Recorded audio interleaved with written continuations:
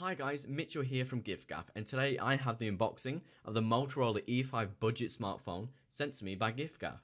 So first of all, we have the very colourful box with the top showing the Motorola logo, and a bit further down it shows the model, which is the Moto E5. Towards the back of the box we have some interesting specs, including the 4000 mAh battery, 5.7 max vision display, the fingerprint reader, and up to 256GB of expandable storage, which is pretty good.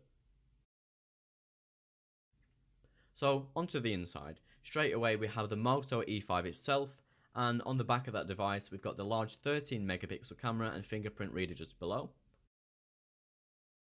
Further inside the box we've got the SIM removal kit and important documentation, including the quick start guide and safety information. Coming towards the end, we've got the nice white power adapter, and lastly the USB 2.0 charger wire. But what's quite disappointing about this is there's no headphones at all.